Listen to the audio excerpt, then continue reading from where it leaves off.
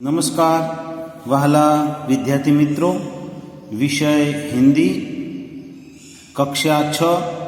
આજે આપણે એક સુંદર મજાની કહાની છે એનો અભ્યાસ કરવાનો છે. પાઠ 3 સમજદાર નન્હી. તો એની આજે આપણે સરસ રીતે એની ચર્ચા કરીશું, જે ખરેખર ખૂબ જ સારી એવી કહાની છે. તો આપણે હવે એની ચર્ચા કરીશું. પાઠ 3 સમજદાર નન્હી. તો નન્હી એટલે બતક, જે પાણીની અંદર બતક હોય છે એનું એક બચ્ચું છે. એની આ સુંદર કહાની છે. આ કહાનીથી આપણને ઘણું શીખવા મળે છે કે જેનો સ્વભાવ છે આ નન્હીનો એ ભલાઈ કરવાનો છે. અને એની અંદર કહાનીની અંદર એક વીંછી છે, જેને હિન્દીમાં આપણે બિચ્છુ કહીએ છીએ. તો એનો પોતાનો સ્વભાવ છોડી શકતો નથી અને એની સરસ રીતે અહીંયા રજૂઆત કરેલી છે. તો इस कहानी में व्यक्ति को किसी भी परिस्थिति में अपना भलाई करने का स्वभाव नहीं छोड़ना चाहिए, यह बात प्रस्तुत की गई है. हमारे समाज में कुछ लोगों का स्वभाव बुरा हो सकता है, लेकिन हमें अपना अच्छा स्वभाव नहीं छोड़ना चाहिए. તો અહીંયા કહેવા માગે છે કે આપણા સમાજની અંદર ઘણા એવા વ્યક્તિઓ હોય છે કે એમનો સ્વભાવ બીજાને નુકસાન પહોંચાડવાનો હોય છે, છતાં પણ આપણે આપણો જે સારો સ્વભાવ છે એને કોઈ દિવસ છોડવો જોઈએ નહીં. એ આ કહાનીની અંદર આપણને શીખ મળે છે. તો હવે ચિત્રની અંદર તમે જોઈ શકો છો. તો અહીંયા એક તળાવ છે, પાણી ભરેલું છે અને એના કિનારે અહીંયા એક બતકનું બચ્ચું દેખાય છે અને એક વીંછી છે, તો જેને હિન્દીમાં આપણે બિચ્છુ કહેવાય. તો આને આ છે નન્હી. તો એ પાઠની આપણે શરૂઆત કરીએ. नन्ही बतख तट पर आई तो उसने देखा कि एक बिच्छू दलदल में फंसा है. दलदल એટલે કાદવ. તો આ બતક નાની હતી, એને કિનારો પર આવી તો એને જોયું કે એક જે વીંછી હતો એ કાદવની અંદર ફસાયેલો હતો. बिच्छू ने नन्ही से प्रार्थना की, बहन मुझे बचा लो. તો આ વીંછી હતો એને પ્રાર્થના કરી નન્હીને कि मने बहन तू बचावी ले. नन्ही को उस पर दया आ गई. उसने बिच्छू को दलदल से उठाकर सूखे स्थान पर रख दिया. तो એને દયા આવી અને વીંછીને જે કોરી જગ્યા હતી ત્યાં આગળ એને કાદવમાંથી ઉઠાવી અને એ સ્થળ ઉપર મૂક્યો. बिच्छू को शैतानी सूझी. જે વીંછી હતો એ શૈતાની, તો એને ખરાબ કરવાની એની જે એના વિચારની અંદર જે શૈતાની હતી એને સૂજી. उसने नन्ही को डंक मार दिया. એને नन्ही ने डंक मार्यो. नन्ही पीड़ा से तड़प उठी. उसने बिच्छू से पूछा, क्यों भाई, तुमने मुझे डंक क्यों मारा? बिच्छू लापरवाही से बोला, क्या करूं, डंक मारना मेरा स्वभाव है. नन्ही बोली, तुम यह गंदी आदत छोड़ दो, नहीं तो कोई मुसीबत में तुम्हारी रक्षा नहीं करेगा. बिच्छू उसकी बात अनसुनी कर आगे बढ़ गया.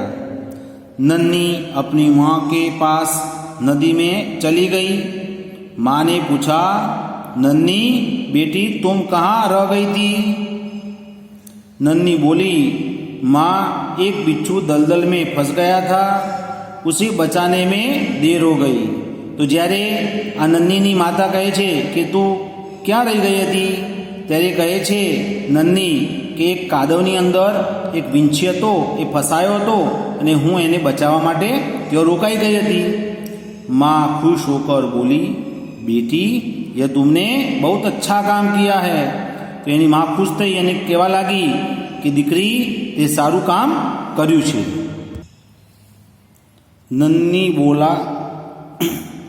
नन्ही बोली, लेकिन बदले में उसने मुझे डंक मार दिया. माँ बोली, बिच्छू अपनी गंदी आदत का गुलाम है, तुम उसे चाहे कितनी बार बचाओ वह बार बार डंक मारता रहेगा। नन्ही बोली, माँ मैं उसकी गंदी आदत छुड़ाकर रहूंगी। कुछ दिन बाद बिच्छू के प्राण पुनः संकट में पड़ गए। इस बार वह पानी की धारा में जा गिरा और डूबने उतरने लगा। मौत सामने देखकर बिच्छू को नन्ही की याद आई। वह नन्ही को पुकारने लगा। नन्ही ने उसकी करुण पुकार सुन ली। वह झपट कर बिच्छू के पास आ गई। सहसा ही उसके मन में विचार आया, अब मैं इस गंदे स्वभाव वाले बिच्छू को नहीं बचाऊंगी। बिच्छू गिड़गिड़ाने लगा, बहन मुझ पर दया करो। नन्ही का मन डोल गया। उसने सोचा, हो सकता है इसने अपनी गंदी आदत छोड़ दी हो। नन्ही ने बिच्छू को दोबारा जीवन दान दिया। बिच्छू अपने स्वभाव के अनुसार उसे डंक मारने के लिए आगे बढ़ा। नन्ही उसका इरादा समझ गई। वह मुस्कुराकर बोली, बिच्छू भाई ठिठक क्यों गए, डंक मारो। बिच्छू शर्म से पानी पानी हो गया। वह खिसिया कर बोला, बहन एक बात बताओ, मैंने सदा तुम्हारे साथ विश्वासघात किया, फिर भी तुमने मेरे साथ भलाई ही की, ऐसा क्यों? नन्ही बोली, भलाई करना मेरा स्वभाव है। मैं तुमसे बदला लेने के लिए अपनी अच्छी आदत क्यों छोड़ दूँ? मेरा काम बचाना है। मैं मुसीबत में पड़े को बार बार बचाती रहूंगी। तुम्हारा काम डंक मारना है। तुम मारते रहो, देखती हूँ कौन जीतता है। बिच्छू पछतावे से भर गया। बोला, नन्ही बहन आज तुम जीत गई। मैं वचन देता हूँ कि अब मैं किसी निर्दोष जीव को डंक नहीं मारूंगा। नन्ही खुश होकर नदी में चल दी। माँ ने आज फिर पूछा, बेटी कहाँ देर कर दी? नन्ही ने पूरी घटना बता दी। माँ प्यार से बोली, प्यारी समझदार नन्ही, भले लोग अपनी बार बार की भलाई से इसी तरह बुरे लोगों को भला बनाने की राह दिखाते हैं। नन्ही प्रसन्न होकर थिरकने लगी। शंकर સુલતાનપુરી એમની આ કહાની છે। તો અહીંયા સરસ રીતે આ કહાનીની અંદર જ્યારે છેલ્લે જે બિચ્છુ છે એ પોતે પોતાનો સ્વભાવ બદલવાની વાત કરે છે, તો આપણે પણ હંમેશા આપણો સારો સ્વભાવ આપણે છોડવો જોઈએ નહીં। તો આ કહાનીની અંદર આપણને શીખ મળે છે કે હંમેશા સચ્ચાઈની જીત થાય છે અને જે ખરાબ સ્વભાવવાળા વ્યક્તિ હોય છે એ વારંવાર જો એ આવી ભૂલો કરતા હોય તો આપણે એમને સમજ આપવી જોઈએ।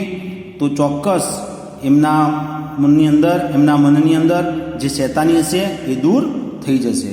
તો હવે આગલા વિડીયોની અંદર આપણે એના અભ્યાસ અને સ્વાધ્યાયની વાત કરીશું।